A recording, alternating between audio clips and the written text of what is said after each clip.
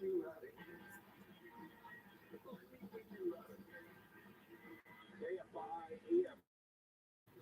everywhere on the iHeartRadio app. Hey everybody, it's the foodporn, all things food and beverage on reality.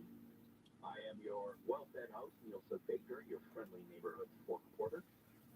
Don't forget, you gotta stick around for Koala Shark. Kayla, you want to give us the name of the Koala Shark show? She's here. You know what? She's got food in her mouth still. Yeah, she can't. She's Still. she's helping our guest. No, she's helping herself. I can see it. You do both. I can see it. He'll be coming up at 5, and then at 7 you have Steve Gregory, and of course Unsolved. You know, the cool thing about Unsolved, by the way, if you haven't heard it, not only is it great storytelling, and these are true crimes that took place mostly here in the Southland, and they open interest up, curiosity advanced the flame. People maybe who were afraid years and years ago, sometimes decades ago, maybe will come forward. So it's to hear, and the tone in which, of course, Steve does, his professionalism and the questions he asks, it's pretty neat. So you've got a great lineup of just those, and then you go in, of course, curated by our very own Clay Rowe, Before the Coast, with great cuts and curations from podcasts from the iHeartRadio app. So go nowhere. What a delight Amy was. What so appreciative, and the food, you can just tell when food is done right by food lovers.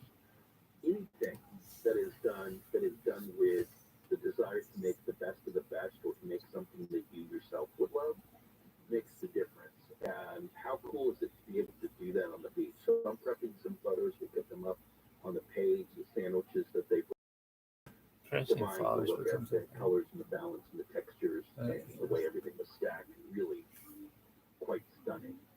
And to be able to see them and go to the website, check things out, I encourage you to do the same thing as well. Of course, Dine Out Long Beach starts today, goes through February 28th. You can find out more there. If you want to participate at dineoutlongbeach.com, we've got nearly 50 restaurants, menus $20. Some have breakfast, lunch, and dinner. There's some wine pairings. It's, of course, presented by the Ukrainian Gazette. But very cool that they do this every year.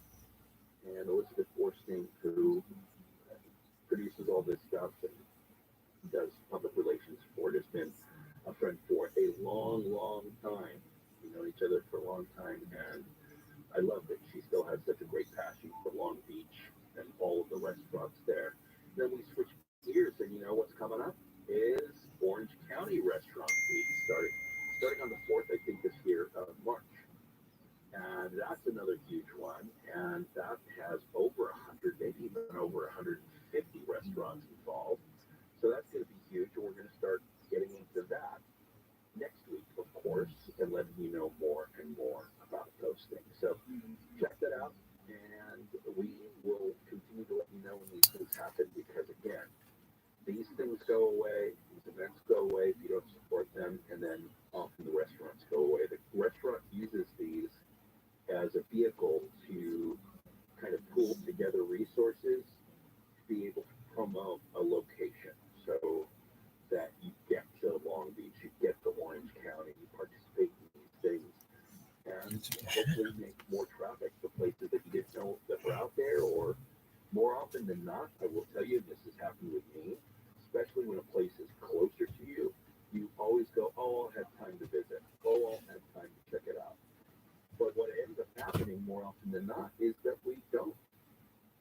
And then we see the shutter sign when they're closed saying that they're gone, and we go, oh, wow, I should have supported. So really, if you have the wherewithal, look at these places, whether it's for takeout or maybe something for yourself. Go and enjoy yourself. Obviously, sitting in a place on the beach doesn't suck, so that's a nice way to go.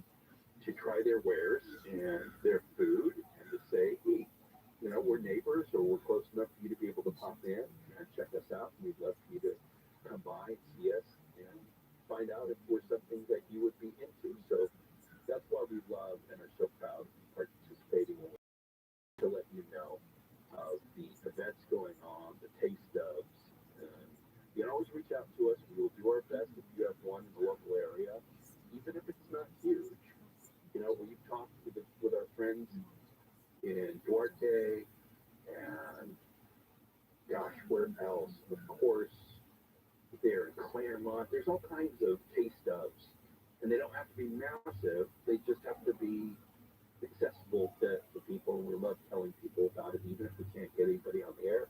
We certainly will let them know about it. Did you hear about this Starbucks situation? Oh boy. I thought about how I would deal with this myself. We always do that, right?